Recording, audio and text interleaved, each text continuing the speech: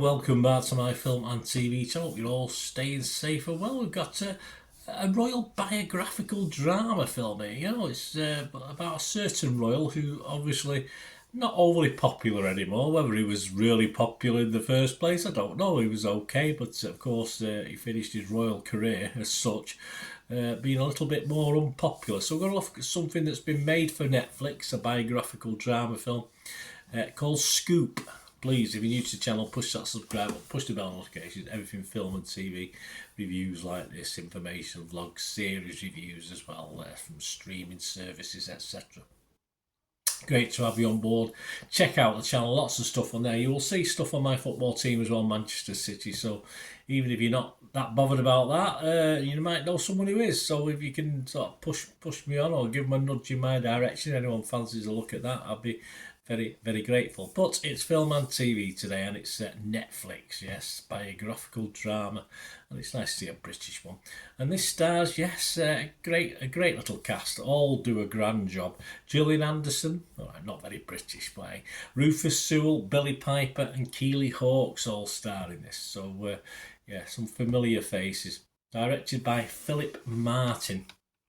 What's it about? Well, which royal family member who's in disgrace is it about? Well, you probably don't need too much nudging on that one, do you?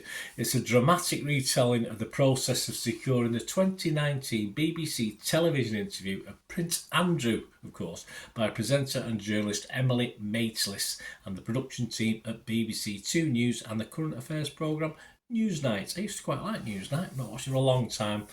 long time. It's an adaptation by Peter Moffat of the former Newsnight editor Sam McAllister's book Scoops, behind the scenes of the BBC's most shocking interviews.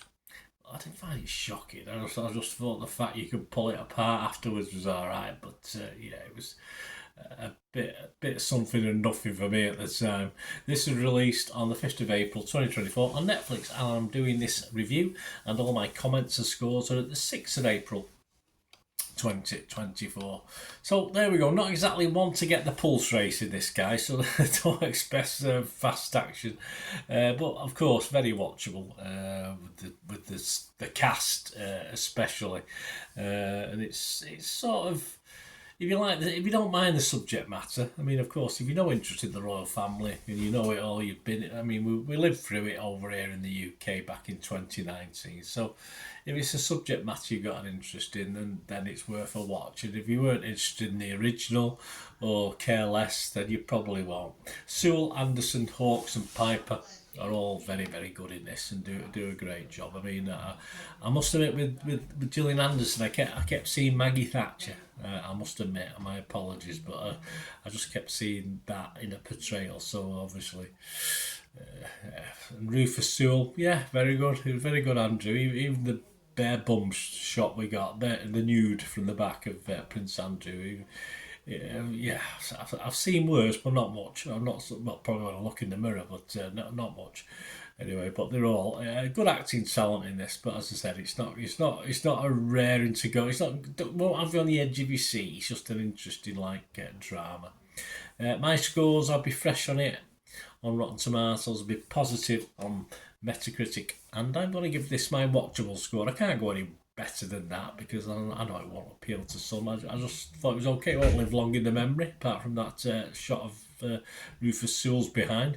If it was, it might have been a body double, I don't know. Anyway, but I'll give it my standard watchable 6 out of 10. Is there any other scores out there? What are other people thinking about this? Well, we've got Rotten Tomatoes, 76% positivity, that's okay. 28 fresh and 9 rotten, so a fair chunk of rotten. The Rotten Tomatoes audience, yeah, a little bit better on it. 68% positivity, which is lower than the Rotten Tomatoes critics, but it's getting 3.8 out of 5, so if my maths is correct, about 7.6 out of 10, so that's not too bad. Metacritic, a 62% rating from 17 critics. That includes Total Films' Kate Stables, who gave it 80 and said, in the exquisite gunfight style tension of the real interviews, Gillian Anderson's uncannily accurate portrayal of Emily Maitlis, that cocked head and laser stare, comes into its own, yet even as she is outclassed by Sewell's narcissistic but oddly charismatic Prince Andrew. That's Total Films' Kate Stables, and John Nugent from Empire wasn't as infused. He gave it 60, so same as me. John Nugent from Empire, he says, Scoop is not quite the prince that was promised, but there are some gripping moments and some extraordinary performances, especially from Sewell and Piper. Yeah, so I'm more in the Nugent camp than in the Kate Stables camp on that one. Internet Movie Database, we always have a quick look at this one, don't we? Over 1,200 scores and reviews have been left as I'm doing this, and yeah, healthy. I can't see this dropping too much, it might drop slightly, but it's getting a 6.8 out of 10, so generally like this. As I say, if you're up for the subject matter, if you're interested, it's a good watch just for the portrayals. You're not going to learn anything you don't already know, but a little bit of background as to how it came about isn't too involved, but yeah, just an interesting drama, an interesting biographical drama. So there you go. Let me know what you thought, guys. If you get to see this, it'd be great to hear from you. Till we meet again, and that's one thing, don't I? Please stay safe, everyone. Bye for now.